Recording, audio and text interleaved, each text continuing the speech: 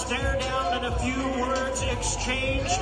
I haven't seen. You gonna see Saturday, bro? Saturday even night. the little clips on the what is called that we just had, the gloves off. What the was you throwing? Hey, you know what? Gervonta Davis's corner. So you have Coach Calvin, and Coach Calvin is the head trainer, and you have Coach Kenny, who really specializes on preparing game plans specifically for opponents. When Davis abruptly declared he was going to break Roach in their next fight, the tension was high and explosive, and both fighters refused to back down. This intense moment only fueled their rivalry and set the stage for what could be one of the most aggressive and personal fights of the year. Davis shocked everyone by slapping Roach during a heated face-off.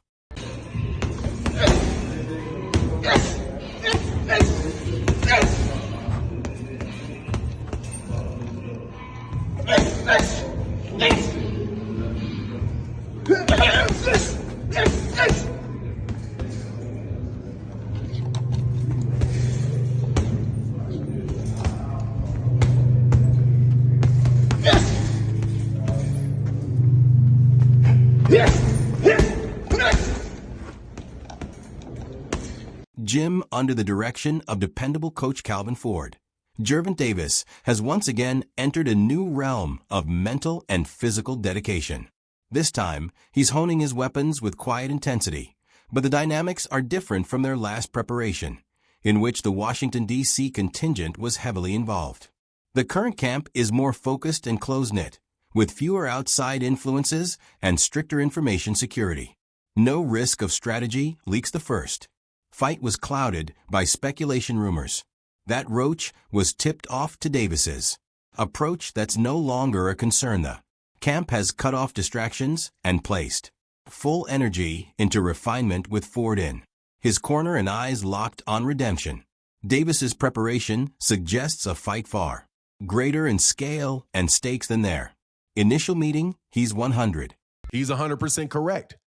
Personally, I had Gervonta Davis up a round, because whenever you have rounds where nobody's doing anything, I'm not just going to do what most people do, and especially people that don't like Gervonta Davis, which is just give the round to the other guy because Gervonta Davis didn't manage to knock him out that round.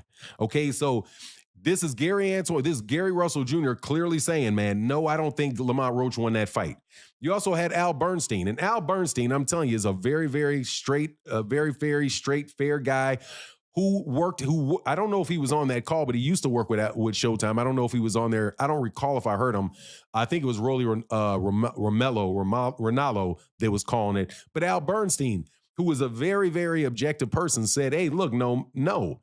Sorry to break it to you, but Gervonta Davis won that fight. Yeah, Lamont Roach put up a really good fight, but Lamont Roach was not dynamic. He did not do anything to really separate himself from Gervonta Davis. He just kept it equal. He just tried to keep it even the entire fight.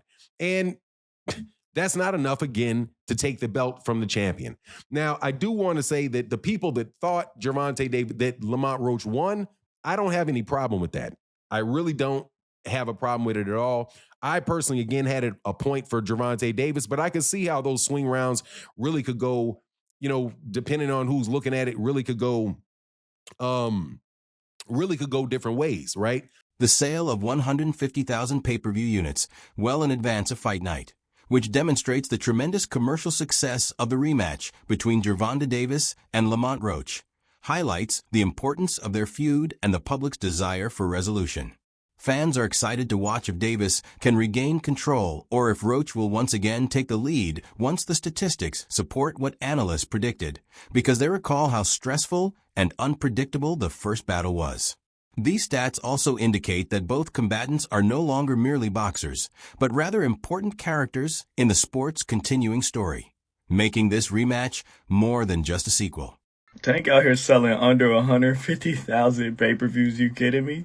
Oh man, Face of Boxing, yeah, turn that shit off. Yeah, we shutting that shit down every single time. Does Shakur really want to fight Tank? I think Shakur could sell a bit more with somebody else, especially in Saudi. I feel like they can find him a dancing partner that'll do a little bit better than 150,000. Okay, I get it. This is why PBC delayed this fight for 5 months? Y'all ain't want to pay this motherfucker because y'all know he can't sell. I mean, this should have been evident. If you do the math, Tank has never been that great of a pay-per-view draw. He sold over 300K twice now in his career. He sold over 300K with Ryan Garcia. That's obvious. Ryan's the bigger star. And then he sold over 300 with Martin. He sold about 325. But when we put it in perspective, that Frank Martin fight was a comeback fight after a year layoff, so it was always going to sell. Every comeback fight is going to sell. It was one of the first pay-per-views on Amazon's new PBC deal, so they were really trying to push it. And then he had David Benavidez as the co-main event with Gary Russell and Alberto Puello under them. You take away all those factors, that this wasn't a comeback fight. David Benavidez isn't the co-main event, and Amazon has now been in the game for over a year.